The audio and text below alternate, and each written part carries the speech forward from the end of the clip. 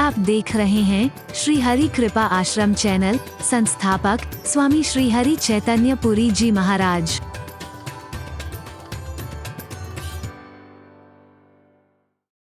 में किसी को पानी ना भरने दो, हो सकता है अपने कुएं में किसी को ना आने दो, तुम्हारी सामर्थ्य है इसमें, लेकिन उसकी बहाई हुई नदियों को रोक करके रखना तुम्हारी बस की बात नहीं है। तुम लाख बांध बना करके कोशिश करो, ये फिर आगे जाएंगी, नहीं रोक सकते हो तुम।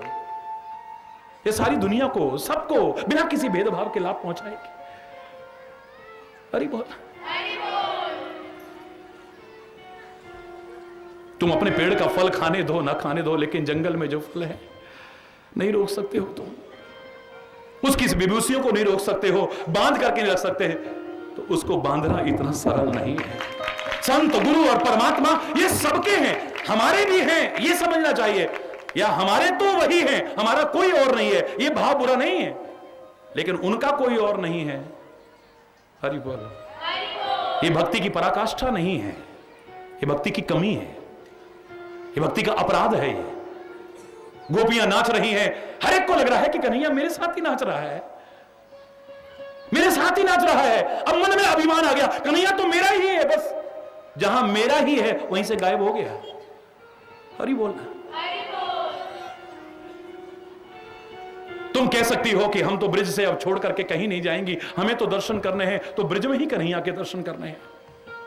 हमें तो इस नंदगांव की भूमि से नहीं जाना है, हमें बरसाने की भूमि से। हम दर्शन करेंगे तो यही, चाहे मर जाए, लेकिन यहां से नहीं जाएंगे। तुम अपना भाव यहां तक पहुंचा सकते हो, लेकिन कन्हैया वो मथुरा ना जाए, द्वारिका ना जाए, वहां ना जाए, ये तुम्हारे बस की बात नहीं है।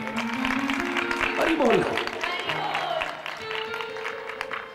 तुम उसके अंदर बन जाना, तुम उसके बन जाना, अपना बना लेना उसे, लेकिन खाली तुम्हारा है, इस भ्रम में मत जीना। हरि बोलना।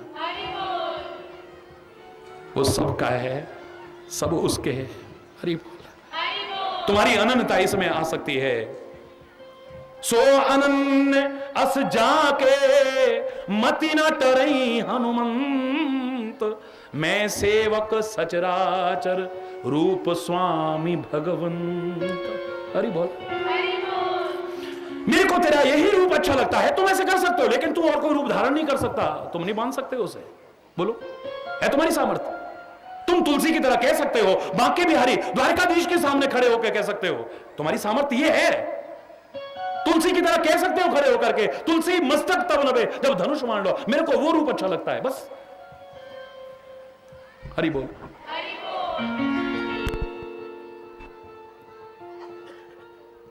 लो हाथ, और तुम्हारी भावनाओं की कदर करते हुए मेरा कन्हैया कर सकता है। कित मुरली कित चंद्रिका कित गोपियन को साथ, अपने जन के कारणे मेरे कृष्ण भय रघुनाथ।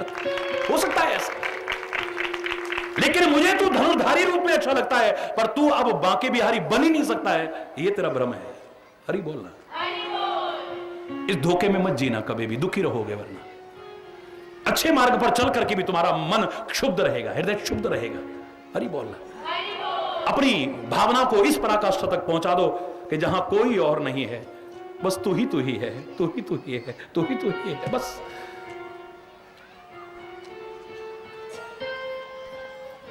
जिसे भरोसा हो दूजे का जाए दूसरे पास, पर मेरे तो केवल एक हरि है, एक उन्हीं से आस।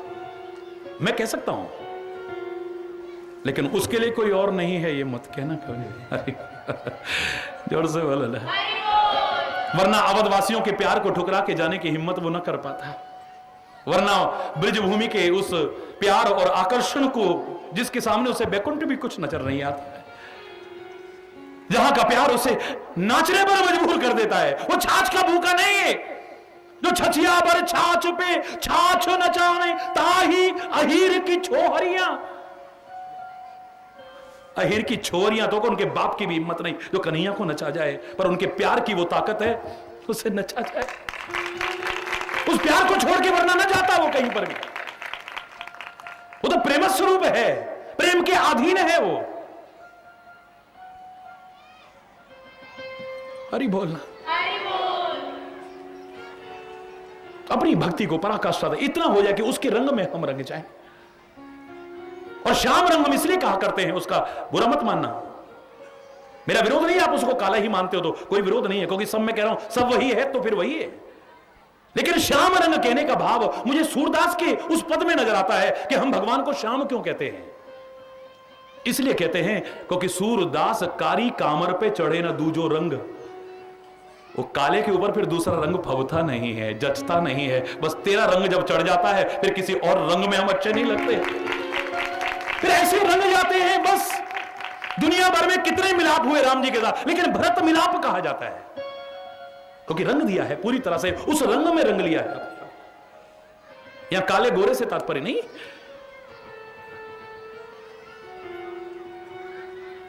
नदियों का एक वो मिलाप हमेशा के लिए क्यों आदर्श बना रहेगा।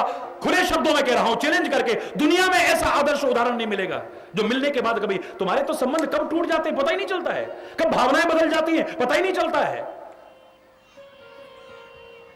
अभी सम्मान करेंगे, अभी निरादर करने लग जाएंगे, अभी किसी का निरादर कर रहे कल उसी का सम्मान करने लग जाएंगे, अभी किसी की हाय हाय कर रहे होंगे, मुर्दाबाद कर रहे हो, कल उसी के जयकारे लगाने लग जाएंगे। नहीं होता? बोलो, तुम कब बदल जाते हो पता ही नहीं चलता है। हमें तो संबंधों की ऐसी गरिमा चाहिए जो कभी ना बदले, मिलाप ऐसा चाहिए, चाहे वो परिवार में हो, एक दूसरे के साथ, समाज में हो, एक दूसरे के साथ, कभी न टूटे, कभी न छूटे। गंगा भी पवित्र है और यमुना भी, जोर से बोलो ना। बाकी बातें अब आप फिल इन द ब्लैंक्स, मैं उतना छोड़ूंगा, आपको पूरा करना है, यू हैव टू। हरि बोलो। गंगा भी पवित्र है और यमुना भी, एक जैसे होकर के मिलो, एक जैसे होकर के। किसी पवित्र व्यक्ति से आप मिल रहे हो, गंदगी लेकर के मत मिलना कभी, वरना आपका मिलाप हमेशा के लिए नहीं रह पाएगा, वो दोस्ती, वो संबंध हमेशा के लिए बरकरार नहीं रहेगा। गंगा के सामने भी एक लक्ष्य है और यमुना के सामने भी एक लक्ष्य है। हम में से अधिकांश लोगों के जीवन में कोई लक्ष्य नहीं है। बच्चों से पूछो, चाहे बड़ों से, what is your aim, what do you want to be, क्या बनना चाहते हो? कोई कहे इंजीनियर बनना चाहते हैं, हम डॉक्टर बनना चाहते हैं, हम फलाना बनना चाहते हैं, हम साइंटिस्ट बनना चाहते हैं, हम नेता बनना चाहते हैं, हम राजनेता बनना चाहते हैं, हम अभिनेता बनना चाहते हैं। हरि बोलना। परिवेश में जैसा देखा, जैसा सिखाया, रटा रटाया, अंदर से जो लक्ष्य आया हो वो किसी का नहीं है। और लक्ष्य विहीन मानव, मैं कहा करता हूं, कैसा है? Just like a pendulum, just like a pendulum. जैसे घड़ी का देखते हो, पुरानी घड़ियों में क्या हो, घंटा सा लटकता था नीचे, है? जब तक चाबी है, हिलता है, डुलता है, पर एक कदम भी आगे बढ़ता है। ऐसे ही श्वास रूपी चाबी जब तक है, लक्ष्य विहीन मानव कुछ ना कुछ करता है, हिलता है, डुलता है, लेकिन एक कदम भी आगे नहीं बढ़ पाता है। जिसके जीवन में कोई लक्ष्य ही नहीं है, मुझे ये बनना है, मुझे ये बनना है, आपने जो कहे हैं मेरा उससे भी कोई विरोध नहीं है। मैं कहा करता हूं ये सपने हैं। हरि बोल। ये सब क्या है? सपने हैं। These all are dreams. मैं ये बनना चाहता हूं, मैं ये बनना चाहता हूं, और मेरा कोई विरोध नहीं है आप सपने देखें। मैं तो बल्कि कहा करता हूं और ऊंचे ऊंचे सपने देखो, but you have to pay the price to make them come true. इसे मत भूल जाना कि उन सपनों को साकार करने के लिए you have to pay the price, तुम्हें कीमत भी चुकानी पड़ेगी, इसे मत भूल जाना, मेहनत भी करनी पड़ेगी। हरि बोलना, जरा जोर से बोलो ना एक बार। गंगा के सामने भी एक लक्ष्य है। लक्ष्य क्या है? सागर। यमुना के सामने भी एक लक्ष्य है। क्या है? नहीं, गंगा। हरि बोल। गंगा, यमुना के सामने गंगा लक्ष्य है। वो जानती है पता नहीं सागर तक पहुंच पाऊं ना पहुंच पाऊं, पर मुझसे जो पवित्र है, मुझसे जो महान है, मेरे सामने जो है, मैं तो उसी में समा जाऊं बस। इसे मैं गुरु शिष्य के संबंध पर लागू किया करता हूं कि शिष्य के मन में अगर यह आता है, मेरा कोई विरोध नहीं है। गुरु ब्रह्मा, गुरु विष्णु, गुरुदेव महेश्वर, गुरु साक्षात परब्रह्म, तस्मै श्री गुरुवे नमः, कोई विरोध नहीं है। तुलसी अगर कह देता है बंदो गुरुपद कंज कृपा सिंधु नर रूप हरि, मनुष्य रूप में अगर कोई भगवान है तो मेरा सदगुरु है ना मेरे सामने, मैं उसी में समा जाऊं। लेकिन बहुत चीजों में लेकिन लगा रहा हूं, याद रखना। बस इसका दुरुपयोग करते हैं गुरु, वो अपने आप को भगवान समझ बैठते हैं। हरि बोलना। एक बार मेरे से एक पत्रकार भाई पूछ रहे थे, करोड़ों लोग आपको भगवान मानते हैं, आप इसके बारे में क्या कहेंगे? मैंने कहा करोड़ों लोग भगवान मानते होंगे, करोड़ों लोग गुरु और संत मानते होंगे, करोड़ों लोग लाठी वाला भैया मानते होंगे, लाखों लोग अपना माँ बाप मानते होंगे, लाखों लोग अपना मित्र की तरह भी मुझे मानते हैं भाई। और आज के माहौल को देख करके जो नजदीक ना आए हो वो ढोंगी पाखंडी भी मान ले तो कौन सी बड़ी बात है। कोई क्या मान रहा है ये उससे पूछो, क्यों मान रहा है उससे पूछो। मैं अपने आप को क्या मानता हूं मुझसे तो वही पूछो ना। हरि बोल। क्यों मैंने गलत उत्तर तो नहीं दिया ना। आपको लाखों करोड़ों लोग भगवान क्यों मानते हैं उनसे पूछ जाके, मुझसे वो पूछ आप अपने आप को क्या मानते हो। पहले तो अगर तूने मुझको सुना हो मैं अपने गुण गाता हूं या प्रभु के गुण गाता हूं, बोलो ना। इसका तो अनुमोदन सारे कर दो हाथ उठा के, जोर से बोलो ना जरा। प्रभु के गाता हूं ना।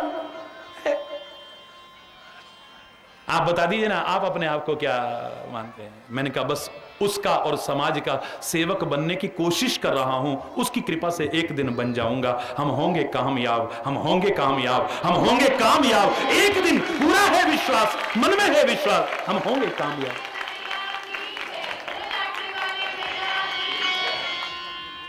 हरि बोल।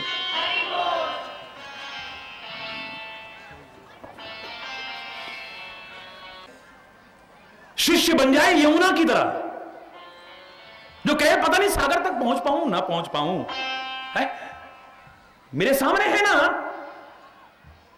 गंगा जी, है ना मुझसे भी पवित्र, मैं उसी में समा जाऊं बस। अब आजकल के गुरुओं की तरह वो ना कहते अच्छा बेटा अब यहीं रहे तू, भगवान भगवान भी क्या करना, हम है ना। हरि बोल ना, जोर से बोलो ना। अरे बच्चा अब कहीं जाने का जरूरत नहीं है, समझता हो नहीं। हरि बोलना। दोहर खोपरिया में नहीं बैठते का, हम है ना, क्या करना भगवान भगवान, कहे कहीं और जाते हो। हरि बोलना। गुरु कैसा हो, गंगा की तरह हो, जो कहे कि क्या बात है, तूने मुझे अपना सर्वस्व माना, तूने अपने आप को मेरे अंदर समा दिया है, अब तो मेरी ड्यूटी और बढ़ गई है, मैं तुझे यहां तक नहीं रखूंगी, अब तो मैं अपने साथ लेकर के तुझे परम लक्ष्य सागर तक लेकर के चलो। आओ मेरे साथ चल तू। इसको कहते हैं सहनावतु सहनो भुनक्तु सह वीर्यं करवावहै तेजस्विनावधीतमस्तु मां विद्वे। हमारे अंदर कभी भी द्वेष ना आए, हम साथ साथ मिलकर के आगे बढ़े। हरि बोल। है? गंगा भी पवित्र है, यमुना भी, जोर से बोलो, पवित्र है। गंगा के सामने भी एक लक्ष्य है और यमुना के सामने भी एक लक्ष्य है। It should be aim. और खाली लक्ष्य निर्धारित नहीं किया है, गंगा भी निरंतर अपने लक्ष्य की ओर आगे बढ़ रही है और यमुना भी निरंतर अपने लक्ष्य की ओर आगे बढ़े। चरय वैती चरय वैती चरय वैती के सिद्धांत का प्रतिपालन कर रहे हैं, निरंतर चल रहे हैं, तब तक चल रहे हैं। उत्तिष्ठ जागृत प्राप्त वरान्य, जब तक तेरे को लक्ष्य न मिल जाए, तेरी मंजिल तब तक चलता रहे, आगे बढ़ो। कोई न मिले साथ तो भी कोई बात नहीं, तुम ही एकला चलो, एकला चलो, एकला चलो रे, तुम ही एकला चलो। क्या बंगाल से वो आवाज आई थी, कितनी प्यारी। न हो साथ कोई तो घबरा मत, वो है ना तेरे साथ, तू आगे बढ़, आगे बढ़, आगे बढ़। नथिंग टू वरी, कोई चिंता करने की आवश्यकता नहीं। उसके सामने भी एक लक्ष्य है, उसके सामने भी एक लक्ष्य है, और वो भी निरंतर अपने लक्ष्य की ओर आगे बढ़ रही है। यमुना भी निरंतर अपने लक्ष्य की ओर आगे बढ़ रही है। यमुना भी मार्ग में आने वाली बाधाओं, रुकावटों से, व्यर्थ के उलझाव और टकराव से बचने की कोशिश करती है। और गंगा भी, कल मैंने कहा ना आपसे, पहाड़ सामने आ जाए, चट्टान आ जाए, कभी कहेगे हटो, इतनी शक्ति सामर्थ्य है इनमें, अगर इनको निकलने को रास्ता ना मिले तो बड़े से बड़े पहाड़ को भी उखाड़ करके फेंक सकती हैं ये नदियां। हरि बोल। लेकिन जिन्होंने जीवन में आगे बढ़ना है, वो जहां तक हो सके, जहां तक हो सके, यथासंभव व्यर्थ के उलझाव और टकराव से बचने की, अच्छा बाबा तू यहां खड़ा रहे, मुझे जहां से रास्ता मिले मैं तो वहां से आगे बढ़ जाऊं। ये पानी की प्रवृत्ति है, चाहे वो गंगा का हो चाहे यमुना का जल हो, गंगा जल हो चाहे यमुना जल हो या किसी भी नदी का जल हो। वो नहीं कहता है नहीं हटो हम आ रहे हैं, हरि बोलना। बहुत सुंदर, बहुत सुंदर। जब मुझे अल्लाह अकबर कहने में कोई विरोध नहीं है तो मेरे मुसलमान भाई अगर हरि बोल कहते हैं तो दिल कितना उमंग में आता है। बहुत सुंदर। ये समाज का प्यार ही हमें ऐसा चाहिए, हमें ऐसा प्यार चाहिए। मेरे से कोई बोला आप जाकर के नमाज अदा कर सकते हो, मैंने कहा मेरे को आती है, मैं करके दिखा दूं। पर तुम भी उससे विरोध मत करो, मैं भी उससे न करूं, सब मिलजुल करके रहें तो क्या है कि मजा आ जाए, एक सुंदर सुंदर समाज का निर्माण हो जाए। मैं ताली बजाता हूं आप। बहुत सुंदर, बहुत सुंदर। जब सारे नाम मैं कह रहा हूं उसी के हैं, सारे नाम। हर देश में तू, हर वेश में तू, तेरे नाम अनेक तू एक ही है। तेरी रंग भूमि यह विश्व धरा, सब खेल में मेल में तू ही तू है। सागर से उठा बादल बनकर, बादल से गिरा जल हो करके, फिर नहर बनी नदियां गहरी, तेरे भिन्न प्रकार तू एक ही है। हर देश में तू, हर वेश में तू, तेरे नाम अनेक तू एक ही है। चींटी से भी अणु परमाणु बना, हर जीव जगत का रूप लिया। कहीं पर्वत वृक्ष विशाल बना, सौंदर्य तेरा तू, बोलो ना तू, तू फिल इन द ब्लैंक्स, तू हर देश में तू, हर वेश में तू, तेरे नाम अनेक तू। जो पवित्र गुरुद्वारे से आवाज आती है, कोई बोले राम राम, कोई खुदाए, कोई सेवे गुसैया, कोई अलाए। कोई से बोले राम राम, कोई खुदाए, कोई सेवे गुसैया, कोई अल्लाह।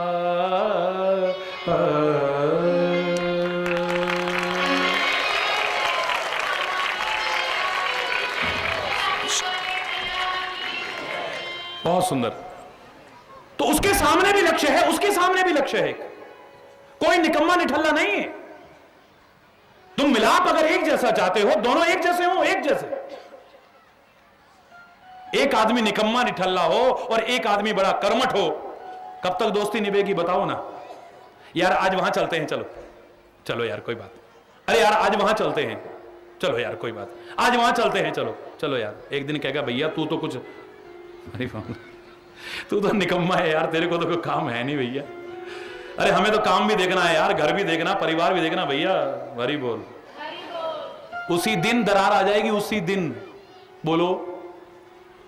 उसके सामने भी एक लक्ष्य है, उसके सामने भी एक लक्ष्य है। वो भी निरंतर अपने लक्ष्य की ओर आगे बढ़ रही है, वो भी निरंतर अपने लक्ष्य की ओर आगे बढ़ रही है। वो भी यथासंभव व्यर्थ के उलझाव और टकराव से बचती है, वो भी व्यर्थ के उलझाव और टकराव से यथासंभव बचने की कोशिश करती है। ऐसी जब दो पवित्र आत्माएं कहीं मिलती हैं ना, उनका कभी मिलना बिछुड़ने में नहीं आता है, हमेशा के लिए मिलाप रहता है। और वो स्थल भी एक पवित्र तीर्थ नहीं, फिर तीर्थ राज बन करके उभरता है, जैसे हमारा इलाहाबाद है? आप यहां पवित्र भाव से आए हैं, मैं कह रहा हूं स्थान भी तीर्थ बन गया है।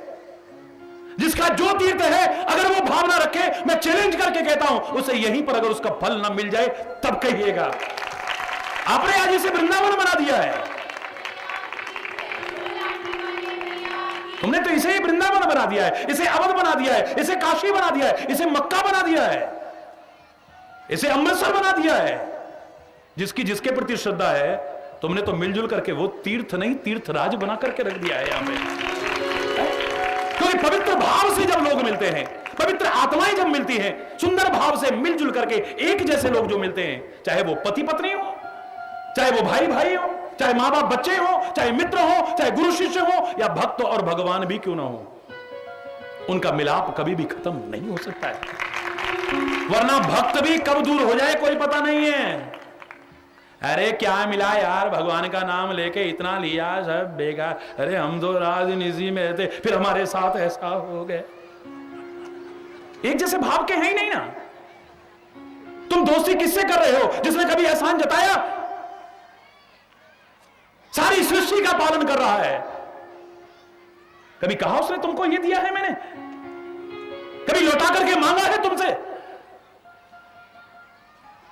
जो बिना किसी भेदभाव के सबको लाभ पहुंचा रहा है, सबको लाभ पहुंचा रहा है।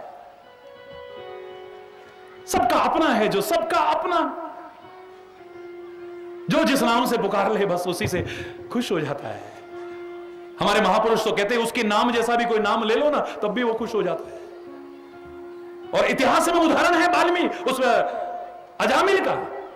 महापुरुषों ने कहा ये भगवान का नाम तो लेगा नहीं, चलो इसके बेटे से बड़ी ममता है, उसका नाम नारायण रख दो बस। जैसे आप कहीं जा रहे हो ना, देखिए अब कितनी महानता है, कितनी व्यापकता, कितनी उदारता है। तभी तो तुलसी कहता है ऐसो को उदार जगमाई, बिनु सेवा जो द्रवे दीन पे राम सरिस कौन आई। ऐसा कौन होगा दूसरा जिसने कभी एहसान भी नहीं जताया है? तुमको क्या क्या नहीं दिया है उसने। और ये व्यापकता देखिए आप। क्या इतना वो नासमझ है, उसे पता नहीं कि किसको पुकार रहे हो? तुम अनजान जगह से जा रहे हो और तुम्हारा नाम रमेश है, तुम जानते हो हमारा यहां कोई परिचित नहीं है, और पीछे से आवाज आ जाए रमेश, तुम मुड़ के देखते हो या नहीं देखते हो? बोलो ना, बोलो रमेश। लगता है कहीं मेरे को तो नहीं पुकार रहा है। तुम सांसारिक प्राणी ऐसा कर सकते हो, भगवान को करने की जरूरत है। लेकिन भगवान इतने उदार हैं, इतने कृपालु हैं, इतने वात्सल्य हैं। वो कहते मेरे नाम जैसा भी कोई नाम जब लेता है ना, मुझे लगता है कहीं धोखे से मेरे को तो नहीं पुकार रहा। मैं मुड़ के देख लेता हूं, और जब वो मुड़ के देखता है, उसकी दृष्टि पड़ती है, तो हमारा उद्धार ना हो कैसे हो जाएगा ऐसे? हम लाख उसे देखते रहे, लेकिन महत्व तो उस दिन शुरू होता है जब उसकी नजर हमारे ऊपर पड़े, हम उसकी नजरों में आ जाए। महत्व तो उस दिन शुरू होता है ना। हमारा देखने का महत्व है, मानता हूं, लेकिन महत्व तो उस दिन शुरू होगा जब उसकी दृष्टि हम पर पड़ जाए। सूरदास से किसी ने कहा धक्के खाता है बाबा, आंखें तेरी है नहीं, दर्शन के टाइम भीड़ उमड़ती है गेट खोलते ही, और तू भी उनमें लगा होता है। अरे काहे को धक्के का, घर में बैठ के भजन कर तू।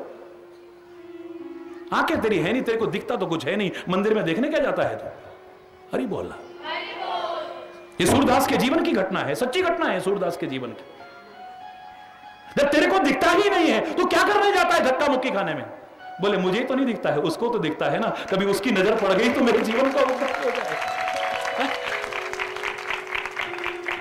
मैं उसको जानता हूं, मैं उसको जानता हूं, मैं उसको जानता हूं। कैसे? हम उनकी मीटिंग में जाते हैं। मैं प्रधानमंत्री को जानता हूं, मैंने उसको मीटिंग में देखा था। मैं राष्ट्रपति को जानता हूं, मैंने वहां पर मीटिंग में देखा था। मैं मुख्यमंत्री जी को जानता हूं, मैंने वहां पर मीटिंग में देखा था। तूने ही तो देखा था। उससे कुछ लाभ उठाएगा तो कब उठाएगा? जब वो तेरे को देखे तो। हाँ, तू रोज रोज जाता रहेगा, जाता रहे, हाँ यार ये उसको वहां भी देखा था, कभी ना कभी नजर पड़ेगी। बस मैं तो उसी दिन शुरू हो जाएगा जब उसकी नजर पड़ जाएगी। तो कभी बोल रहा मेरे राजाओं की राजा, महाराजाओं के महाराजा की जब नजर पड़ जाए तो जीवन का उद्धार हो जाए। हम इसलिए तो पुकारते हैं, इसलिए पुकारते हैं कि तू बहरा नहीं है। जब तेरे नाम जैसा कोई नाम भी पुकारता है तो तू इतना कृपालु है, जानते बूझते, फिर कहता है कहीं मेरे को तो नहीं पुकार रहा है। कृपा कर देता है। एक बार मैं इसी बात पर चर्चा करते करते, मेरे को याद है, मैं करना नहीं चाह रहा था लेकिन आ गई है, महीनों में बोल नहीं पाया, महीनों बोल नहीं पाया मैं। कितना कृपालु।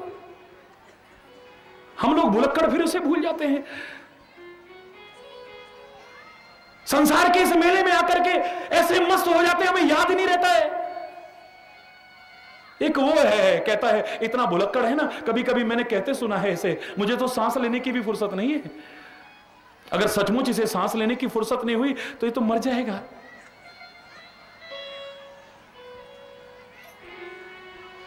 नहाना धोना तुम्हारे हाथ में छोड़ दिया उसने, भोजन करना तुम्हारे हाथ में छोड़ दिया उसने। अच्छा करो बुरा करो तुम जानो भैया, बुद्धि विवेक दिया है। शौच आदि क्रियाएं भी तुम्हारे हाथ में छोड़ दी उसने। सारा कुछ तुम्हारे हाथ में सौंपा, हर इंद्रिय की शक्ति तुमको दे दी है, लेकिन एक सांस लेना तेरे हाथ में नहीं छोड़ा। तू सांस लेता है, अरे तू तो जब सोता होता है तेरे को होश भी नहीं होता, तब भी सांस चल रहा होता है। भगवान न करे कोई मूर्छित पड़ा हो, सांस उसका भी चल रहा होता है। जब तू सांस लेता है तो तेरे को बहुत प्रॉब्लम होती है। नानी याद आ जाती जब सांस लेना पड़ता है तो। भगवान न करे तेरे को सांस लेना पड़े कभी। वो कहता है सांस का काम मैं अपने हाथ में रख ले, कृपा करके वो चला रहा है, वरना तू तो ऐसा भुलक्कड़ है, अगर इसे भी भूल जाता तो पता नहीं क्या होता। कितना कृपालु। बस इतनी बात याद करके महीनों मेरी आंखें रुकती नहीं थी। और एक हम है जरा देर में कह उठते क्या मिला भगवान का नाम लेके।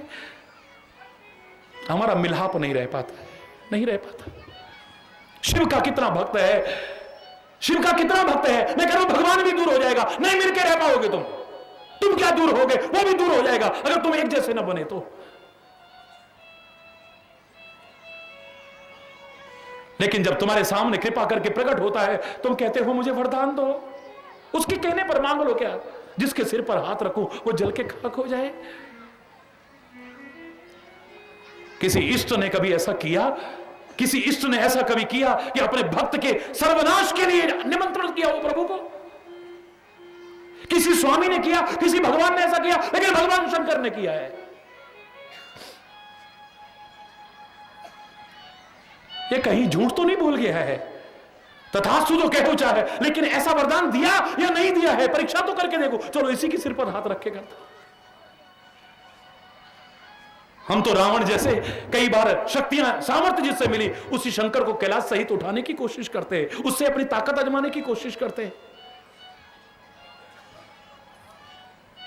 जब ऐसी प्रवृत्ति हो जाएगी तो मेरा शंकर फिर हनुमान बनकर के तेरी लंका में आग लगा दे तो कोई बहुत बड़ी बात नहीं है। कोई स्वामी नहीं करता है ऐसा, कोई स्वामी नहीं करता है, कोई इष्ट ऐसा नहीं करता, कोई भगवान ऐसा नहीं करता, लेकिन किया है।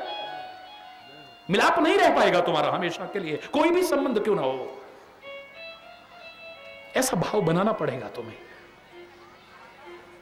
और जहां तुम्हारा मिलाप इस दुनियादारी में भी अच्छा बना रहे, लेकिन गुरु से छूट गया, प्रभु से छूट गया, तो सोच लेना कि इससे बड़ा दुख और दुनिया का फिर कोई और आप आपंत्रित नहीं कर रहे। बहुत कुछ है कहने को, ठीक से रहना भी आए, ठीक से अपनी बात कहना भी आए, जहां जरूरी हो वहां सहना भी आए, लेकिन मिलाप करना आ जाए तुमको, ठीक से मिलना आ जाए। बस कैसे मिलना चाहिए एक दूसरे से, इससे अच्छा आदर्श उदाहरण मेरे को दुनिया दूसरा नजर नहीं आया। और मैं चैलेंज करके कह रहा हूं दुनिया का कोई आदमी भी इसके अलावा दूसरा उदाहरण, ऐसा महान आदर्श उदाहरण, इतना दिव्य उदाहरण ढूंढ भी नहीं पाएगा। मिलो ऐसे। इसके बाद भी अगर तुम्हें दुखी हो तो उसके कारण खोजो, उन कारणों को दूर करो, फिर उपाय करो। हम उपाय करने लग जाते हैं।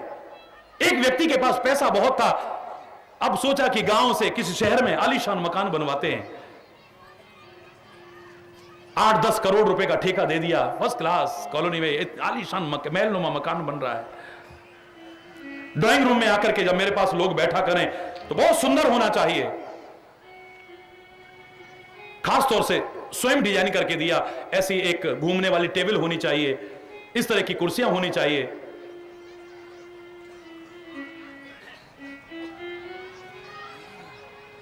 एक टेबल ही उसकी कीमत जो मैं चर्चा कर रहा हूं 35 लाख रुपए की बनी हो। हरी बोलना, जोर से बोलना, अरे और जोर से बोलना। ठेकेदार आया, बोले साहब मेरे को कहीं जाना पड़ रहा है, हमारे परिवार में किसी की मौत हो गई, मकान पूरा हो चुका है, लीजिए चाबी। मैं क्षमा चाहूंगा कि मैं खुद नहीं दिखा सकूंगा आपको, लेकिन आप जाके देख लेना। गाड़ी में बैठे मियां बीबी दोनों, ड्राइवर से भी कहा कि तुम भी रुको, और हम खुद जाते हैं। दोनों गए, जाते जाते रात हो गई। पत्नी से कहा कि तुम गाड़ी में बैठो, गाड़ी में बैठी रही, खुद चाबी लेकर के आगे गया, मेन गेट खोला, खोल करके जैसे अंदर घुसने लगा, ड्राइंग रूम में पहुंचा तो मेज जो मैंने बताया उससे ठोकर लगी और गिर पड़ा। अब ठोकर लगी, गिर पड़ा तो चीख की आवाज निकली। चीख की आवाज सुनी पत्नी ने तो गाड़ी से वो भी भागी और वो भी जैसे आई उसको भी ठोकर लगी, वो भी चिल्लाते हुए गिर पड़ी। पत्नी कहती है मैंने तुमसे पहले ही मना किया था, वहां मकान मत बनाना। इतना करोड़ों रुपए लगा दिया आपने, मैं तो इस मकान में नहीं आऊंगी। जिस मकान में भी घुसते ही हमें ठोकरें लगने लगी, हमें ऐसा मकान नहीं चाहिए, ये मकान बेच लो, मुझे नहीं चाहिए ये मकान। ये बहुत अपशकुन हुआ है, मैं कह रही हूं तुमसे, पता नहीं क्या क्या होगा यहां पे। वो बोला भगवान इतना शौक से मैंने मकान बनवाया है, इतनी खुशी खुशी मकान में इतना पैसा लगा कर कितना सुंदर मकान बना, इसको नहीं बेचूंगा मैं। हाँ तेरे को जो और मेरे को ठोकर लगी है उस मेज को निकाल के बाहर फेंक देंगे, झंझट खत्म। मैं आपसे पूछ रहा हूं कि मकान बेचना चाहिए या मेज निकाल करके जिससे ठोकर लगी उसको फेंक देना चाहिए? बोलो। मेज को फेंक देना चाहिए। 35 लाख रुपए की मेज फेंकने के लिए बनवाई है? माफ करना मुझे ऐसा नहीं चाहिए जवाब। 35 लाख मैंने खुद चढ़ा करके कहा है, ये फेंकने के लिए बनवाई है? अरे ठोकर का कारण खोजो, अंधेरा था वहां पर, इनको मालूम नहीं कि स्विच कहां है। अगर प्रकाश होता तो ये मेज ठोकर ना देती, शोभा बढ़ाती, इसको फेंकने को मन करता क्या? कारण खोजो, ठोकर क्यों लगी? हम तो ये गांव छोड़ देंगे, बहुत दुखी हो गए, आगे जाकर के तेरे को सुख मिलेगा, गारंटी है कोई? यहां के लोग तो बहुत गंदे हैं, आगे तेरे को अच्छे लोग मिलेंगे, गारंटी है कोई? क्षमा चाहते हुए कहूंगा यही हो रहा है। आपने गलत जवाब नहीं दिया, आप यही गलती कर बैठते हो। उपाय करते हो लेकिन कारण खोज करके उसे दूर करने की कोशिश नहीं करते हो। अगर वहां पर प्रकाश हो जाए, ठोकर लगने का कारण मेज नहीं है, ठोकर लगने का कारण अंधेरा है। और जीवन में भी जो ठोकरें खा रहे हो उसका कारण भी अज्ञान है। सत्संग के प्रकाश में जियो ना, कभी ठोकर लगे नहीं तुम। पुराने जमाने में चक्रवर्ती सम्राट के पैर में कांटा चुभा, चक्रवर्ती सम्राट के पैर में कांटा, तूफान मच गया वहां पर। चक्रवर्ती सम्राट ने सारे मंत्रियों की सभा बुलाई और सारे मंत्रियों को बुला करके कहने लगे सारी पृथ्वी पर पशुओं का चमड़ा बिछा दिया जाए। अरे बोलना, जोर से बोलो ना। सारी पृथ्वी पर पशुओं का चमड़ा बिछा दिया जाए और अगर ऐसा ना हो सके तो सारी दुनिया में जितने भी कांटे हैं, सारी पृथ्वी पर जितने कांटे हैं, सबको उखड़वा करके समुद्र में फेंक दीजिए। मंत्री का तात्पर्य है जो मंत्रणा करे ठीक से, जो ठीक सलाह दे उसे मंत्री कहते हैं। अयोध्या जैसे विशाल साम्राज्य के ये सौभाग्य थे कि उन्हें मंत्री भी सुमंत्र यानी अच्छी सलाह देने वाला मिल गया है। क्या बात है, सुमंत्र देने वाला, अच्छी सलाह देने वाला मिल गया, एक अच्छी बात। मंत्रियों ने विचार किया, महाराज ने आदेश तो दे दिया लेकिन how it can be possible. माना कि नथिंग इज इम्पॉसिबल। मैं हमेशा कहा करता हूं impossible itself says that I am possible. Impossible के तो स्पेलिंग यही है, आई एम पॉसिबल। हरी बोलना। इम्पॉसिबल की स्पेलिंग क्या है? आई, बोलो ना, M possible. Impossible itself says that I am possible, so nothing is impossible in this world. कुछ भी असंभव नहीं है, लेकिन एक्सेप्शंस आर ऑलवेज देयर। अपवाद हर जगह होते हैं ना, और ये अपवाद है how it can be possible. सारी पृथ्वी के कांटे समुद्र में डाल दिए जाएं, कैसे संभव हो सकता है? इनकी जड़ होती है, कहीं फिर अंकुरित हो गई और खुदा ना खास्ता संयोग से, दैव योग से मेरे राजा का पांव वहां पड़ गया और फिर कांटा लग गया तो हमारी तो गर्दन कलम कर देगा ये है? इतनी मेहनत करके भी क्या मिला फिर? ना तो यह संभव है कि सारी पृथ्वी के कांटे उखाड़ करके सागर में फेंके जाएं, और अगर सारी पृथ्वी पर पशुओं का चमड़ा बिछाया जाए, यह भी कैसे हो सकता है? फिर खेती कहां होगी, फिर मकान कहां बनेंगे, फिर उद्योग कहां लगेंगे, लोग कहां रहेंगे? फिर पशुओं का चमड़ा सारी पृथ्वी पर, फिर इतने पशुओं की हत्या, निरीह निर्जीव बेजुबान, बेजान नहीं, बेजान नहीं, बेजुबान पशुओं की इतनी निरीह हत्या, ना ना ना ना ना ना। राजा का काम था ऑर्डर दे देना, लेकिन इसका तात्पर्य ये थोड़ी है कि आंखें बंद करके हम इसे पूरा कर दे। राजा के पैर में कांटा नहीं चुभना चाहिए, यह हमारा उत्तरदायित्व है। बिल्कुल ठीक, हमारे प्रजा के किसी भी जन के पैर में कांटा ना चुभे, आगे से हमें ऐसा प्रयास करना चाहिए, यह ठीक है। लेकिन ये दोनों प्रयास बड़े दुरूह हैं, मुश्किल हैं, और मुश्किल क्या असंभव से हैं, और उसके बाद भी कांटा ना चुभे कोई गारंटी नहीं है। मंत्रणा करके कुछ सलाह की, कुछ सामान लिया, राज दरबार में नियत समय पर पहुंच गए। बैठा था राजा, मंत्रियों को आते देखा। कहो मंत्रियों, अब तो हमारे पैर में कांटा नहीं चुभेगा ना?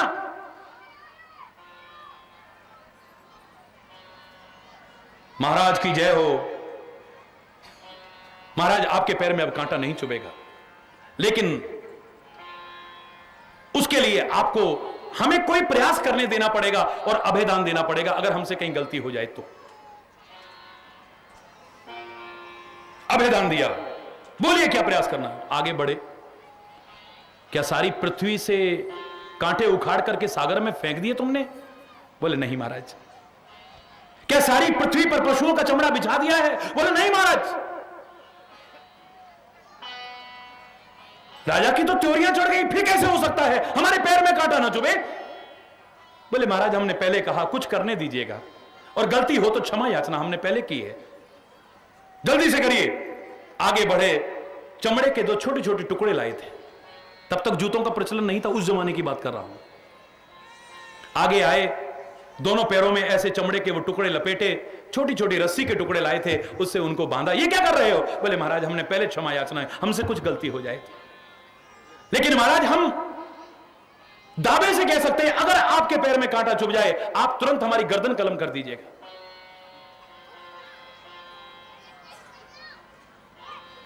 चलो। अब राजा चलने लगा। थोड़ी अड़चन सी तो हुई, लेकिन चलने लगा। वास्तव में पैर में कांटा नहीं चुभ रहा। अब जहां कांटे थे ना, मंत्री कहता महाराज इसके ऊपर पैर रखिए। क्या बोलते हो? कांटे के ऊपर पैर रखूंगा मैं? अरे महाराज रखिए तो सही। डरते डरते डरते डरते डरते डरते जैसे पैर रखा और कांटा नहीं चुभा, हिम्मत बढ़ गई, दूसरा पैर रखा, तीसरा रखा, ऐसे करके आगे बढ़ते आगे बढ़ते आगे बढ़ते रहे। कांटों के ऊपर चल रहा है, लेकिन कांटा नहीं चुभ रहा है। कारण खोजा, कांटा क्यों चुभा? क्योंकि पैर के और कांटे के बीच में कोई कवच नहीं है। मैं जानता हूं समय हो चुका है, हरि बोलना।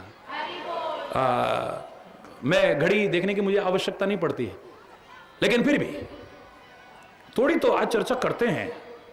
हरि बोलना। कांटा क्यों चुभा है? कारण खोजा, उस कारण को दूर कर दिया। इतने से चमड़े के टुकड़े से ही वो सारी प्रॉब्लम सॉल्व हो गई। और सारी पृथ्वी पर पशुओं का चमड़ा इतने जीवों की हत्या करके बिछाते, सारी पृथ्वी के कांटे उखाड़ करके सागर में फेंकते, तब भी पता नहीं वो उपाय पूरा हो पाता या ना हो पाता, कोई गारंटी नहीं। कारण को खोजा, कारण को दूर किया, तब उपाय किया। आपका उपाय सफल होगा। हरि बोलना। रोज रोज खांसी रहती है, दवाइयां करते हैं, देखो किसी से एलर्जी तो नहीं है तुमको? रोज रोज छींकें आती हैं, लाख इलाज कराए, बड़े से बड़े डॉक्टर, हमारे कुछ दिन ठीक है, फिर किसी से एलर्जी टेस्ट कराओ, देखो जरा। हरि बोलना। और उपाय भी विवेक सम्मत होना चाहिए। आप कहोगे कांटों से बचने के लिए जूते चप्पल पहने जाते हैं, क्यों?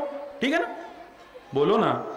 अब अपनी मर्जी से आप सब विद्वान हो गए, अब किसी की जरूरत ही नहीं, ना संत की जरूरत, ना गुरु की जरूरत, ना किसी की जरूरत। बस गए दुकान में, जाओ जूते बनाओ जी, लाओ। वो कहेगा भैया हर कोई जूता तुम्हारे लिए नहीं है। नहीं, ये बहुत सुंदर है, ये पहनूंगा। भैया तुम्हारे लिए नहीं है ये। समझदार आदमी कहेगा माना कि जूता और चप्पल कांटों से बचाता है, लेकिन अपने साइज का पहनो तो बचाता है। अगर साइज का ना पहना, उससे छोटा पहन लिया या बड़ा पहन लिया, तो कांटा बाद में तुम्हारे पैर को काटेगा, जूता पहले तुम्हारे पैर को काट देगा। इतना याद रखिएगा। हरि बोल। कारण दूर करना है, लेकिन उपाय भी विवेक सम्मत होना चाहिए। और विवेक कहां मिलेगा? बिनु सत्संग विवेक न होहि। बोलो ना, सारे बोलिए। विवेक न राम कृपा बिनु सुलभ न सोई। राम कृपा बिनु। परमात्मा की कृपा हुई है, ये मौका मिला है, यहां जो संदेश मिला है इसे अपना लेना। ये जो बार बार कांटे चुभते हैं ना, शूल चुभते हैं, बच जाओ क्यों? मेरा परमात्मा त्रिशूल रखता है अपने पास। अब कोई कहे त्रिशूल रखने की, अरे शूल से तो बचना है, अब शूल वाले के पास जा रहे हो, अरे बोल, ये अच्छी बात है भैया, अरे बोल, अरे शूल से बचना है, और हम किसके पास जा रहे हैं? त्रिशूल वाले के पास में। वाह, कैसी बातें करते हैं, हमारे पता नहीं क्या हो गया है लोगों को। अरे भैया पहले ही बड़े शूल चुभे हैं, और उस शूल को निकालने के लिए भी एक शूल की जरूरत पड़ती है। और याद रखना, वो शूल उससे भी कहीं गहरा चुभाएगा तुमको, लेकिन शूल चुभाने के उद्देश्य से नहीं, तुम्हारे चुभे हुए शूलों को निकालने के उद्देश्य से। जब तक शूल नहीं होगा, उस शूल के बिना शूल निकल भी नहीं पाएगा। इसलिए भगवान के त्रिशूल को क्या कहा है? आप प्रार्थना करते हो ना, नमामि शमीशान निर्माण रूप, इसमें क्या पंक्ति आती है? त्रयः शूल निर्मूलनम, त्रयः शूल निर्मूलनम शूलपाणिम भजेहम भवानी पतिम भावगम्यम। सत्संग में भी कई बात ऐसी आती है जो चुभ जाती है कई बार। अरे बोल, मैं मानता हूं मैं, लेकिन वहां उद्देश्य है, पहले से जो शूल चुभे हुए ना, इनको निकालने के लिए भी कई बार उपचार ये करना पड़ेगा। अरे बोल, तो कारण खोजो, कारण क्या है? तुम दुखी हो, तुम अशांत हो, तुम अतृप्त हो, तुम व्यथित हो। एक कोरी कथाएं व्यथा दूर नहीं करेंगी। कहने को तो मैं भी कह दूंगा, दर्शन करने मात्र से सब दूर हुए तो किसी के नहीं, द्वारा लोग मजाक उड़ाएंगे फिर। लेकिन मैं जो कह रहा हूं इसे अपना लो, चैलेंज करके कहता हूं, न दूर हो तब कहना। मैं कोरी बात नहीं कर रहा हूं, कोरी बात नहीं। नग पहन लेना तुम्हारा वो हो जाएगा,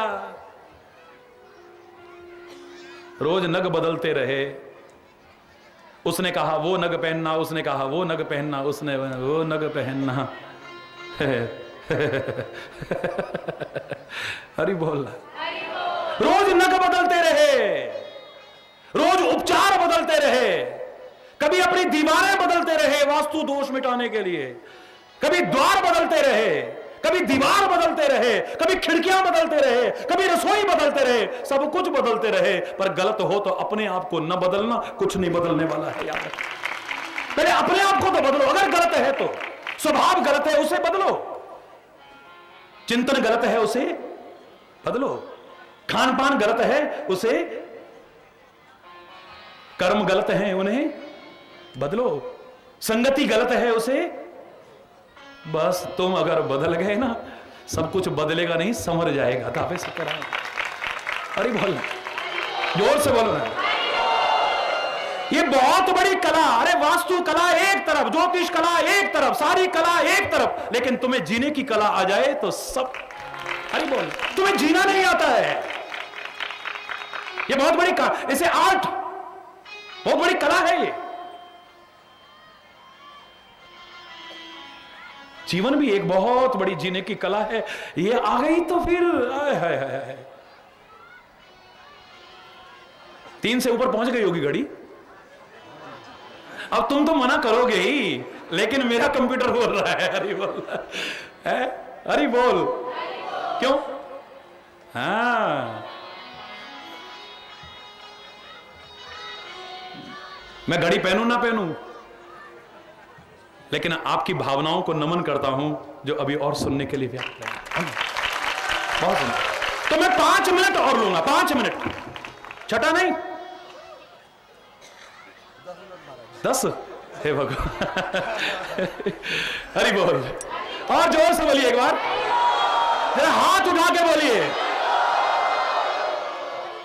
दूर दूर तक खड़े हैं जो लोग, बाहर भी खड़े हैं, पंडाल आज हमने बढ़वाया, लेकिन मैं क्या करूं, आपका उत्साह उससे भी कहीं बढ़ा हुआ है। नमन है आपके उत्साह को, नमन है आपकी भावनाओं को, नमन है आपकी श्रद्धा को, नमन है आपकी आस्था को, नमन है सत्संग के प्रति आपकी रुचि को। हरि बोल, जरा जोर से हरि बोल। सारा विश्व देखेगा इस कार्यक्रम को भी, विभिन्न चैनल्स पर आप भी देखेंगे, तो बड़ी सुंदर छवि। और जरा हरि बोल हरि बोल, हरि बोल हरि बोल, हरि बोल हरि बोल, हरि बोल हरि बोल, हरि बोल। समय कम है और मैं इन चंद मिनटों में ही जो मुझे नजर आए हैं कारण, आपको कारण जरूर बताऊंगा। खोजना कहीं इस कारण की वजह से हम दुखी तो नहीं है, हम व्यथित तो नहीं है, हम परेशान तो नहीं है, हम अशांत तो नहीं है, हमारे घर में जो झगड़ा होता है, कला कलेश होता है, इसी वजह से तो नहीं है कहीं। खोजना सारे के सारे, ये मेरा अनुभव है और थोपने वाला अनुभव नहीं है। विचार करोगे तो सर्वसम्मत अनुभव है। पहला कारण है स्वभाव। बोलो स्वभाव। एक तो स्वभाव हो गया है दुखी रहने का। कल जरा सा मैंने इशारा किया था ना, मियां रोते क्यों? बोले सूरत ही ऐसी है, आदत पड़ गई है। स्वभाव उसी को कहते हैं जो किसी भी भाव से परिवर्तित न हो, है? किसी भी भाव से जो परिवर्तित ना हो। आप अच्छा करो तो भी, बुरा करो तो भी, उसका स्वभाव वही है।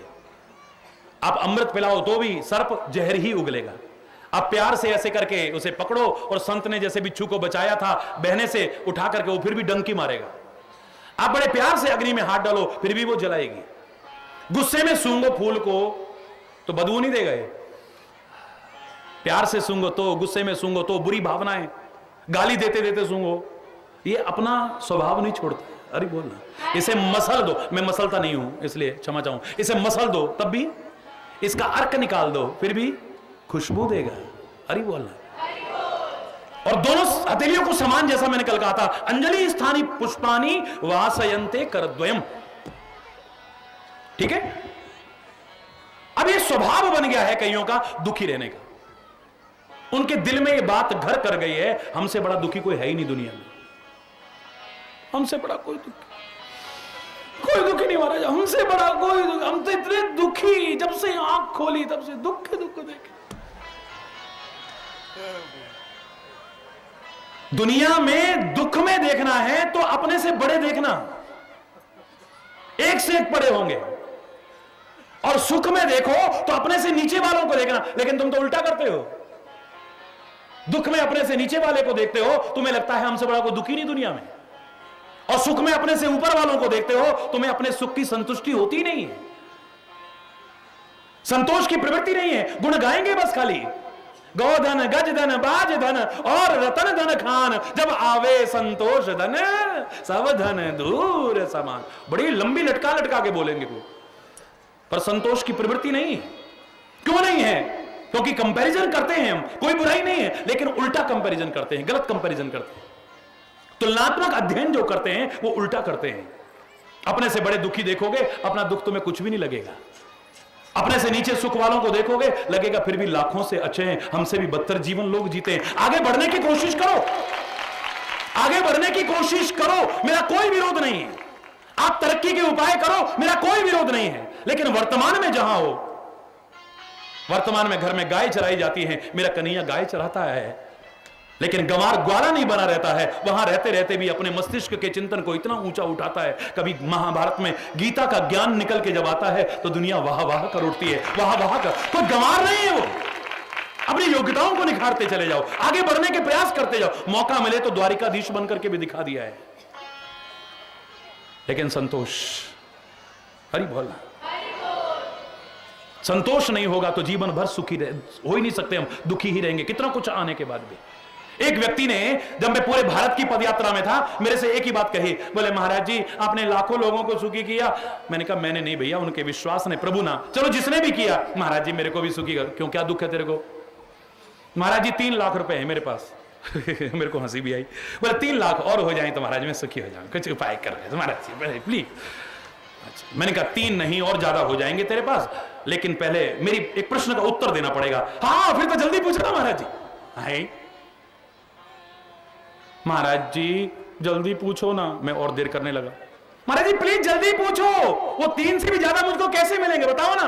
वो प्रश्न पूछ रहे थे आप। मैंने कहा 3 किलो दूध में कितना दूध मिला दूं कि वो दूध मीठा हो जाए। हाँ महाराज जी आप तो इतने समझदार, इतने विद्वान, इतने महान, आपके मुंह से बात अच्छी नहीं लगती है। मैंने कहा क्यों भैया? क्या हो गया ऐसा? बोले महाराज जी 3 किलो दूध में 3 किलो तो क्या, 3 कुंटल तो क्या, 3 टन तो क्या, तीनों लोगों का दूध भी मिला दो, दूध मिलाने से मिठास नहीं आएगी, और 300 ग्राम दूध में भी जरा सी चीनी डाल दो, उससे मिठास आएगी। वाह, ज्ञान तो बहुत है भाई, जानता सब है पर वही वाली बात मानता नहीं।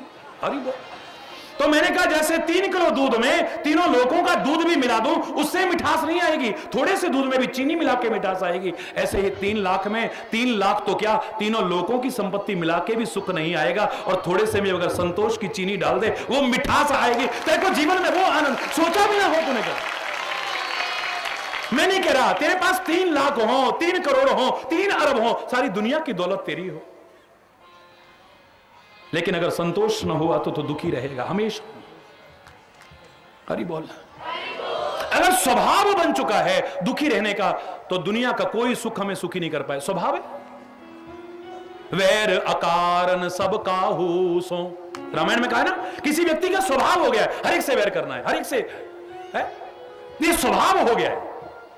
और मेरे राम का स्वभाव कैसा था? जासु स्वभाव अरि ही अनुकूला, शत्रु के लिए भी जिसका अनुकूल स्वभाव है। वाह, इसलिए भगवान शंकर तो चैलेंज करके कहते हैं, हे पार्वती उमा राम स्वभाव जे ही जाना, ताही भजन तजी भावना। राम को कुछ मत जानो, बस राम का स्वभाव जान जाओ तो उसी के होकर के रह जाओगे। संतों का स्वभाव जान लो, संतों का स्वभाव जान लो, फकीरों का स्वभाव जान लो, पीरों का स्वभाव जान लो, पैगंबरों का स्वभाव जान लो, तुम उन्हीं के होकर रह जाओगे। कौन है पीर? जो किसी की पीर को समझता है, जो किसी की पीर को यानी पीड़ा को न समझे, न वो पीर हो सकता है, न संत हो सकता है, न महापुरुष हो सकता है, न गुरु हो सकता है, न भगवान हो सकता है। दावे से कह रहा है, जो बेपीर हो चुका है, जो किसी की पीर ही नहीं समझता है। हम अपने आप को भक्त समझे, अपने आप को वैष्णव समझे, लेकिन हमारे संत पता क्या कहते हैं?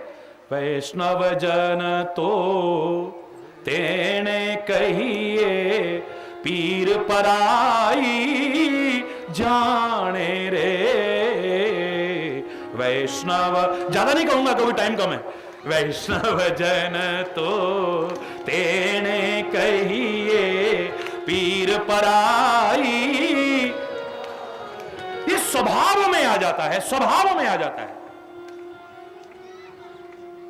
आप भी रोते हो, संत भी रोता है, भक्त भी रोता है, एक विरह की आग में रोता है, एक तुमको दुखी देख करके रोता है, एक तुम अपने अभाव से रोते हो। रोते समय है, सारे रोते हैं, मैं भी रोता हूं। हरि बोल।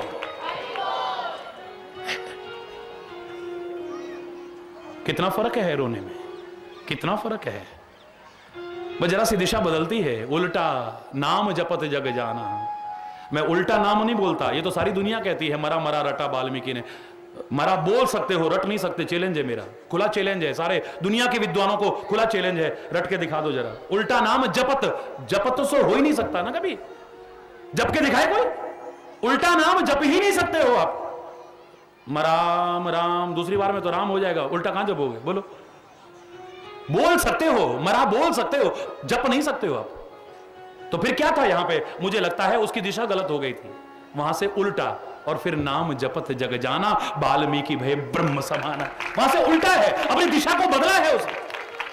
जब तो सकते ही नहीं है आप, जब के दिखा दो। खुला कह रहा हूं, राम राम राम। दूसरी बार में जरा उल्टा कैसे जपोगे भाई? बोल। स्वभाव हो गया है हमारा दुखी होने का, या अपने स्वभाव के कारण दुखी हैं। स्वभाव इतना गलत है, बस मैंने कहा ना, सब कुछ बदलते हो, एक बार इसे बदल लो अगर गलत है तो।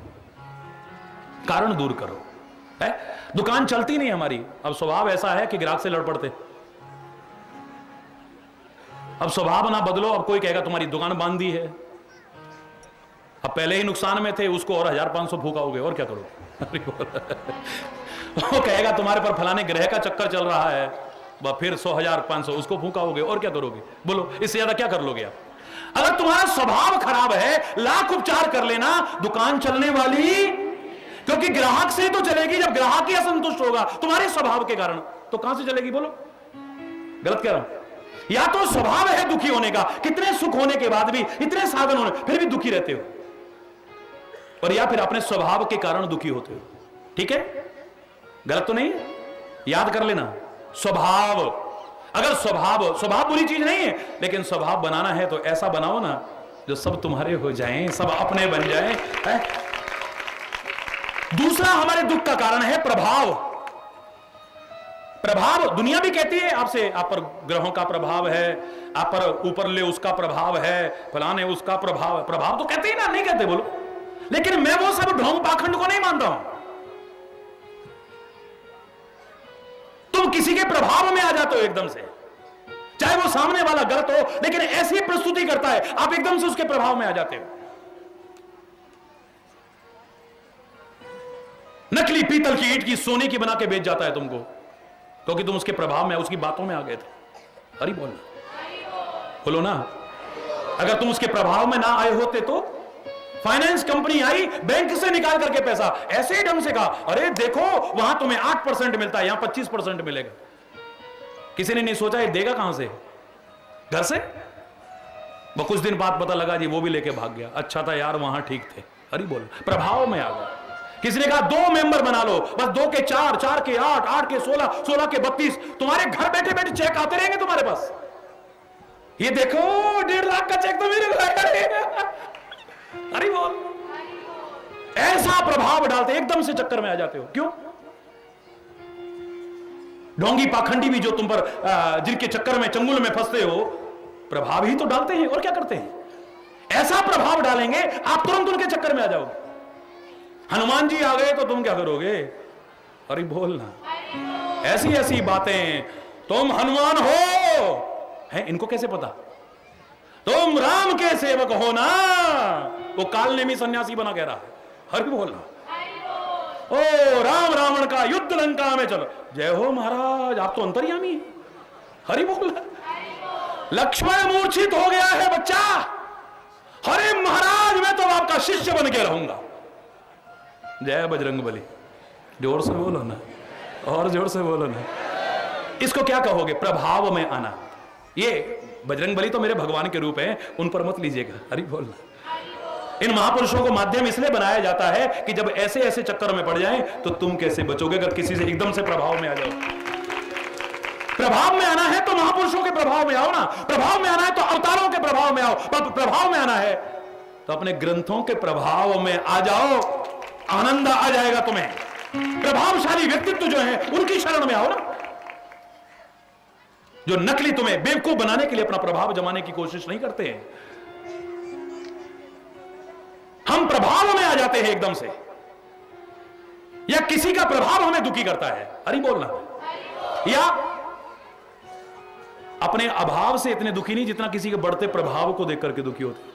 फलाना क्यों बढ़ रहा है, फलाना क्यों तरक्की कर रहा है, भाई भाई को देख करके खुश नहीं है, एक दूसरे को देख करके खुश नहीं है। किसी का बढ़ता हुआ प्रभाव भी हमें दुखी कर देता है। यह भी एक हमारी कमजोरी है। क्यों? स्वभाव दुखी कर रहा है हमें। जो मानते हैं इस बात को हाथ उठाओ। स्वभाव दुखी कर रहा है समाज के विभिन्न लोगों को।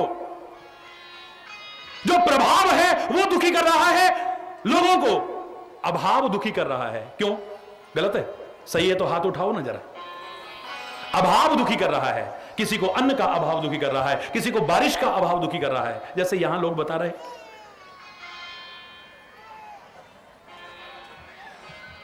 किसी को संतान के अभाव ने दुखी कर रखा है, किसी को घर में शांति के अभाव ने दुखी कर रखा है, किसी को प्यार के अभाव ने दुखी कर रखा है, किसी की एकता के अभाव ने दुखी कर रखा है।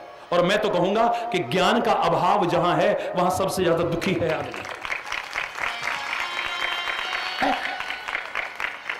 अभाव भी दुखी करता है हमें।